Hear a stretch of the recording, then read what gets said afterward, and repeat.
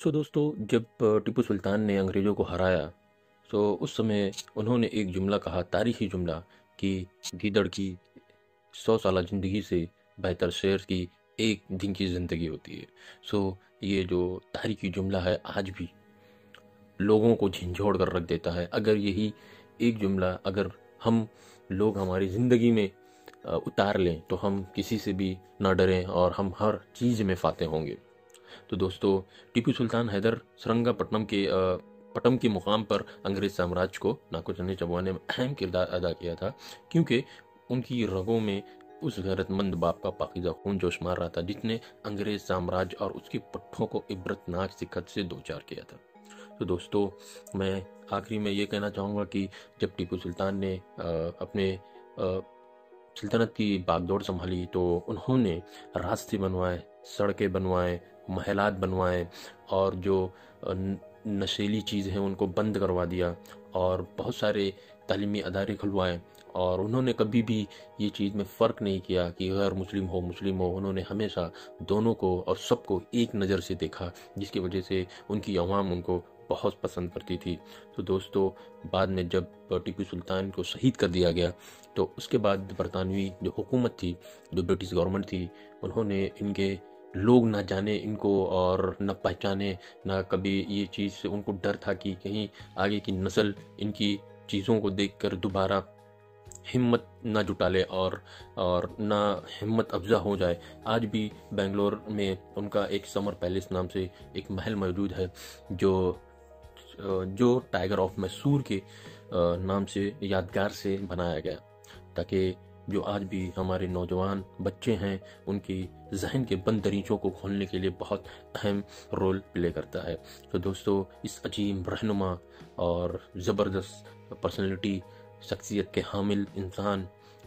Tipu Sultan the tiger of Mysore 4 मई 1799 को मैसूर के दारुल खिलाफा श्रीरंगपट्टम के मुकाम पर दुश्मनों के हाथों शहीद हो गए। तो दोस्तों,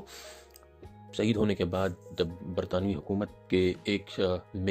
कमांडर ने उनके दाढ़ी को मोड़ दिया, जिसकी वजह से लोग उनको ना पहचान पाए। तो दोस्तों, बहुत सारों को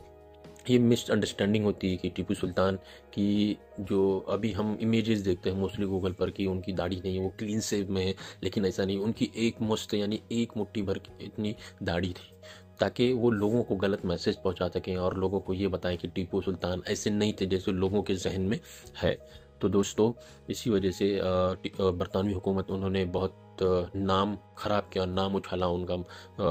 ताकि और ये भी एक मिसअंडरस्टैंडिंग होती है। उन्होंने बरतानी हुकूमत ने ये कहा कि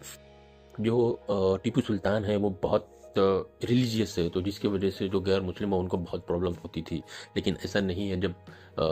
हिंदू तहरीक जब स्टार्ट हुई तो उस समय 1969 में उन्होंने उनके बहुत सारे खतूत दरियाफ्त हुए, जिसमें उन्होंने बहुत सारे पादरियों, हिंदू पादरियों और गैर मुस्लिम पादरियों, सिख पादरियों को भी उन्होंने ख़त लिखा था। उस ज़माने में उन्होंने ये ख़त लिखा था कि अगर कोई जो गैर मुस्लिम है उनके अगर रिचुअल्स हों, उनके रस्म व रिवाज हों, उनको पूरे करने के लिए वो बाकायदा खतूत भेजा करते थे ताकि वो आके उनके रिचुअल्स पूरे करें। तो इस चीज़ से ये चीज़ जो उनके ऊपर तहमत लगाई गई थी कि ये बहुत रिलीजियस थे और सिर्फ मुस्लिम्स को प्रोटेक्ट करते थे और उनको ही इम्पोर्टेंस देते थे, तो ये ऐसा नहीं है। तो इस वजह से दोस्तों, मैं कहना चाहूँगा कि हम इनकी टीपू सुल्तान की ज़िंदगी से ये सीखें कि हम इतने बहादुर हैं, शुजाअत वाले हैं और हमें एक ईमान की रस्सी पकड़कर चलना है, जिससे हम सही दिशा में चल सकें और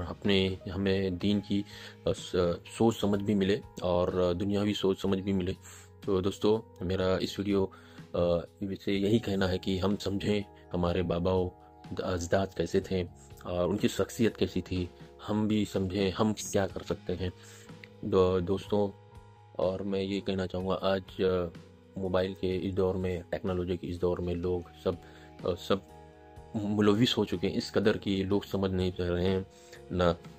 ध्यान दे रहे हैं कि हम किस तरह गुमराह हो रहे हैं। तो दोस्तों, इस चीज़ से बचो और समझो कि क्या चीज़ सही है, क्या चीज़ गलत। तो दोस्तों, ये इस वीडियो को अपने दोस्तों और रिश्तेदारों को शेयर करें और जितना हो सके सब्सक्राइब करें, लाइक